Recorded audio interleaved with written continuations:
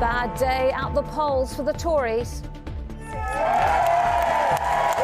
Labour and the Lib Dems make gains, but over 200 Conservative councillors lose their seats at the local elections. The Prime Minister says it's disappointing. I'm not detecting any massive groundswell of movement towards the Labour Party or excitement for their agenda. Make no mistake, we are on course for a Labour majority at the next general election. Also this lunchtime, the countdown to the coronation. As the final preparations are made, the King and Queen Consort visit Westminster Abbey ahead of the main event tomorrow, expected to be watched by millions. Umbrellas, waterproof trousers to go on here, waterproof coats, 3 more layers to come. You come down, you find your spot, and literally within minutes you're adopted. Now thousands are camping out, hoping to get a glimpse of royal history and... My wife and I wish you and your families a wonderful coronation weekend. Wherever you are travelling, we hope you have a safe and pleasant journey. The special announcement from Charles and Camilla if you happen to be travelling on a train this weekend.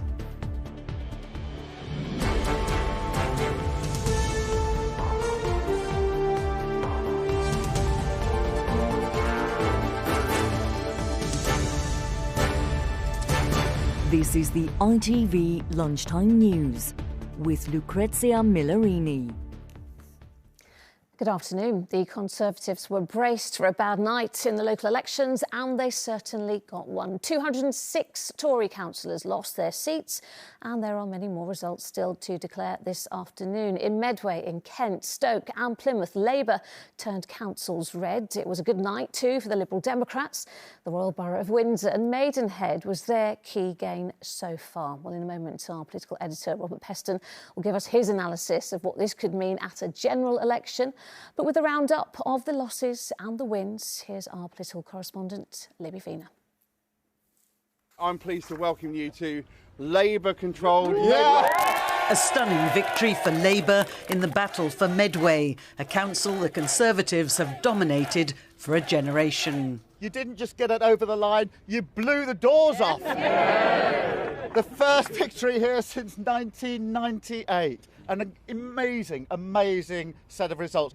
And make no mistake, we are on course for a Labour majority at the next general election.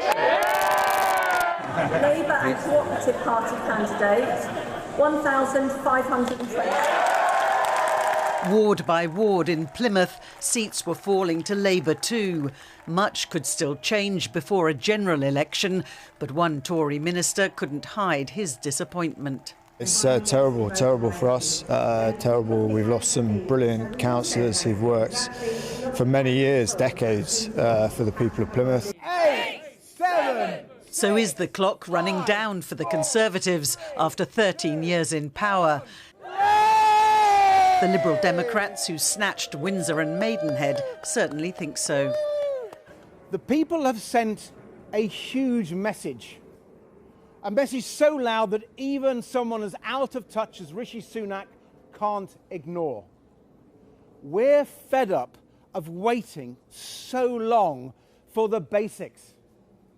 Waiting for hours for an ambulance, days for a GP appointment. One special moment to savour, 22-year-old George Blundell shaking his head in disbelief after beating the council leader. It's clearly a deeply disappointing result for the Conservatives tonight. Our residents have spoken and spoken decisively. But look, what I would say is there are clearly national issues at play. So far, the Conservatives have lost 206 seats. Labour have gained 117. The Lib Dems have also gained 61 seats, while other parties and independents are up 28 seats. Delivering breakfast to party workers, the Prime Minister had been receiving bad results all night, but remained hopeful things could improve. It's always disappointing to lose hard-working Conservative councillors, their friends, their colleagues, and I'm so grateful to them for everything that they've done. In terms of the results, it's still early. We've just had a quarter of the results in. But what I am going to carry on doing is delivering on the people's priorities. In Braintree in Essex, some cheer for the Tories, the former Home Secretary there to see them cling on to the council. But what do experts make of the results? The local elections so far are looking to be towards the worst end of the Tories' fears. It looks as if they will lose 1,000 seats, give or take, when all the results are in, and that implies that they are quite some way behind Labour in the popular vote. It was a good night for the Greens, who still hope to take control of one council. But Labour, who won in some red wall seats, such as Stoke, as well as in the south, were the ones with most to celebrate. Libby Vina, ITV News, Westminster. All right, some signs then that the red wall broken by Boris Johnson in 2019 could be rebuilt by Labour. Our political correspondent Harry Horton is in Hartlepool for us this lunchtime. Harry, Labour could have hoped for more gains, couldn't they? Yeah, I think they probably could have done. This town, Hartlepool, and this area, Teesside, was for decades solidly Labour, but in recent years it's become more of a stronghold for the Conservative Party. In fact, 2 years ago, right here on this spot, Boris Johnson was celebrating an unexpected by-election victory for the Conservative Party. This morning, Labour are far happier. They've managed to pick up seats on Hartlepool Council overnight, and they also won back the mayoral position down the road in Middlesbrough. I've been speaking to voters about why that's the case this morning. They point towards anger at the government and what they think has been the chaos of the past year. They say they're not quite convinced by Keir Starmer, perhaps voters returning to the traditional Labour vote that they've cast in the past. Today, the Conservative Party say things are looking slightly better for them. They point to gains in Stockton and Redcar in this area. So certainly some evidence that more work required for Labour to do if they are to count on Teesside coming back to Labour at the next general election. All right, Harry in Hartlepool, thank you. Our political editor, Robert Peston, joins us now. And Robert, what do you make so far? What's your take on these results so far? They're still coming in. So, look, the big news is a disastrous night for the Tories. Their vote has collapsed, and a very, very good performance for the Lib Dems, the best performance for them in any election since their popularity plunged after their participation in that 2010-2015 coalition government, where many in the centre ground of British politics just deserted them. And they are particularly thrilled to have won Windsor, but they're basically throwing out Tory councillors all over what used to be called the Blue Wall. Now, it's obviously a good night for Labour. They are well ahead of the other parties. But there is still this big uncertainty about whether they've done well enough to be confident of winning an outright majority at the general election. If you look at the underlying national vote shares that we've got so far from these results, yes, they are ahead of the Tories by something like, I don't know, between 8 and 10 percentage points. But that's roughly half the lead that we're seeing they've got in the opinion polls. So if these are a more accurate guide to what's likely to happen in probably something like 15 or 16 months' time in a general election, then Labour is definitely on course to be the largest party. If the Liberal Democrats were to do well in that election, then there would almost certainly be some kind of arrangement with them and Keir Starmer would be Prime Minister. But as of now, they can't look at these results and be totally confident that actually they're going to have a big enough majority to govern in the normal way where you don't have to rely on support from other parties. All right, Robert, as ever, thank you. All right, now on to the other big story happening this weekend, the coronation, of course, where the eyes of the world will be on this country and, in particular, on Westminster Abbey, where that ceremony is taking place. It's where King Charles and the Queen Consort Camilla found some time to visit this morning ahead of arguably the biggest day of their lives. Well, as the final preparations get underway, those invited guests are relishing their chance to watch this historic moment. Geraint Vincent has the latest. On Coronation Eve, the stars of the show arrived at Westminster Abbey for one last rehearsal. A crowning of a new monarch means that heads of state from around the world are gathering in London. So in between preparations for his very big day, King Charles got some work done in his role as head of the Commonwealth. We had a breakfast this morning for small island developing states, and it was clear that he is going to continue to care about our world in a way that will be inclusive, and that's got to be a great thing. The horses that will pull the state coach carrying the King and Queen consort to the Abbey have been put through their paces around Hyde Park, but the many thousands of people using the train and the tube to travel to and around London will hear a specially recorded message of welcome. My wife and I wish you and your families a wonderful coronation weekend. Wherever you are travelling, we hope you have a safe and pleasant journey. And remember, please mind the gap. Among the guests getting ready to attend tomorrow's service, a 13-year-old boy from Devon.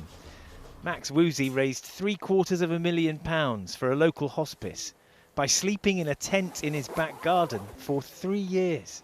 Honestly, it's crazy. It's such a big honour for me and my dad, because to be able to go to this huge historical event is incredible. Me and my dad are both a bit of history geeks. We love knowing about history, and it's just incredible to be able to have front row seats. It's going to be the first coronation in many of our lives, and at Walmsley Primary School in Bolton they've been learning about its significance.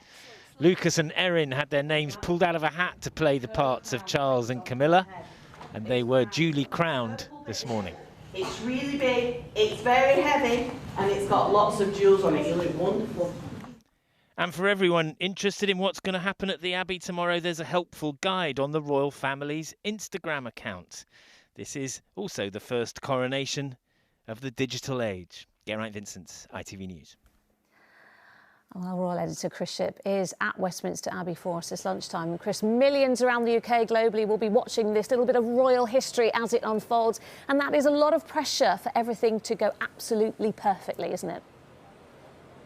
Oh, indeed, a lot of pressure. Yeah, good afternoon from Westminster Abbey, where they've been doing coronations here since 1066, when William I, or William the Conqueror, had his coronation here. And tomorrow they'll do the 39th one, which is for Charles III.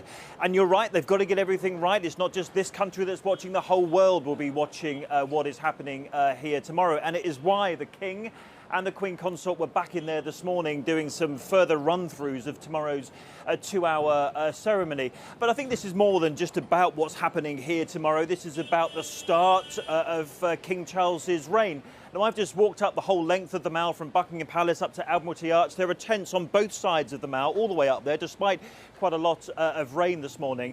For me, though, it's not just about who's coming here and what spectacle this will be tomorrow. Of course, it's going to be a massive spectacle, but how the rest of the country will see it and how they're engaging in the monarchy. And poll after poll this week has shown that there's a particular problem with young people. But for the moment, I mean, that's the future, but for the moment, the focus is getting on this just right. Oh, yeah, for sure. Chris, for the moment, thank you. We will, of course, return to the coronation later on in the programme. And for more details on how King Charles's coronation will differ to that of his mother, the late Queen, head over to ITVX. Moving on to other news now, and the nurse accused of the murder of 7 babies has continued her defence at her trial. Lucy Letby, who denies all charges against her, told the jury she was in complete shock when the first baby she is accused of killing died. The prosecution say she injected air into his bloodstream while working at the neonatal unit of the Countess of Chester Hospital. Our reporter Sangeeta Lal is at Manchester Crown Court for us this lunchtime. And Sangeeta, we are 7 months into this trial. What was heard in court this morning? So Lucy Letby is being asked about each individual count. She's charged with 7 counts of murder and 10 counts of attempted murder. All of them she denies, and this is the second day where she's been able to explain why. And this morning she was asked about the first alleged victim in the trial, known as Baby A, because the reporting of names has been prohibited. Now, she actually told the jury that the night that Baby A died in June 2015, she wasn't actually rostered on shift. The jury was shown text messages where Miss Letby was asked to work because the unit was busy. And she said when she arrived on shift, Baby A was already being supported by other colleagues. His hands and feet had turned white, and half an hour after she took over, he died. Now, the defence asked her how she felt when that happened, and she said, stunned. It was a complete shock for all of us. It felt like we'd walked through the door into this awful situation. It was the first time I met babe child A and his parents. It was a huge shock. Now, the prosecution believed that Miss Letby murdered him by injecting air into his bloodstream. They also told the jury that hours after he died, Miss Letby searched for his parents on social media. Now, when the defence asked her why she did that this morning, she said to walk into the unit that evening and for the first time to have met those parents in that awful situation, I think it was just curiosity to see the people behind the awful event that happened. She also told the jury that she thinks what parents on the unit go through is unimaginable. And this is what we should expect over the next few weeks. The defence will be directly asking Miss Letby about the circumstances of each individual allegation, and she's due to continue giving evidence later today. All right, Sangeeta in Manchester, thank you. A man has been arrested for a mass shooting that left 8 people dead and more than 10 people injured in Serbia. The attack occurred shortly after midnight near a village south of the capital, Belgrade. The shooter opened fire from a moving car. It is the second mass shooting in the country this week. The Early Years Alliance charity, which represents nurseries, preschools and childminders, has asked for a review of the grades given by Ofsted inspectors. Ofsted says it knows inspections can be challenging and wants them to be as constructive as possible. Now, returning to events this weekend, the coronation, of course, and my guest this lunchtime has played a central role in how the ceremony, watched by millions, will play out, quite literally, because Judith Weir is master of the King's music and she joins us now to tell us more. Judith, thank you so much for coming in to talk to us on what must be a very busy time for you at the moment. Before we talk about your specific role in the coronation, just tell me exactly, master of the King's music, what is the job? What's it all about? We're not sure. It's a 400-year-old job and it changes over the years. My job mainly has been to write music for royal occasions. I've done that quite a bit, but there are quite a few other things involved as well. I mean, it's fascinating, isn't it? I think we're going to see a bit of you. There you are doing your job. But now you've been involved specifically for events that are taking place this weekend, specifically for the ceremony tomorrow, with other composers as well. Just talk us through how you've been involved and what kind of music, because we haven't been privy to hear, we can't hear any of it, can we? It's all a secret. It is, absolutely. Well, unusually, King Charles has commissioned 12 composers to write completely new music. Mm-hmm. Some will be for an orchestra, which is sitting up in the organ loft, very tightly packed, I think. And then there will be several choirs, not just the usual Westminster Abbey choir, who will be singing for the main service. So all through there will be new things to be heard, but of course familiar things as well. It's such a huge undertaking, isn't it? I mean, when you're asked to do something like this, what is your first reaction? Obviously you want the job, it's great, but it's so many people will be watching, won't they, tomorrow? That's true, but you're working with very talented people, highly qualified professionals, or in the case of the young school-age singers, very, very committed people. So somehow they carry the work for you, I think. And in terms of the King's involvement as well, I mean, just how hands-on is he when it comes to the selection of the music and what he wants to hear and his thoughts on how the ceremony should go and how it should play out? In my experience, he's been very hands-on. He loves music. He knows a lot about it. He was very much involved in the selection of the composers, and he has said how he wishes it to go. He has a mood of celebration and stirring feelings, which he asked us to try and keep up. Judith, there'll also be a sense of poignancy, of course, because with the crowning of the new King, we'll also remember the passing of the late Queen. And is that somehow reflected in the music at all?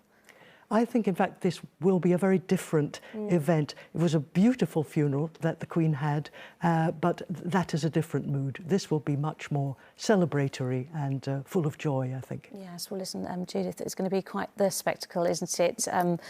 We will all enjoy it. Please enjoy it. Enjoy the show. Will you be there in the Abbey tomorrow? I will. You will be there. Wonderful. Judith, thank you so much.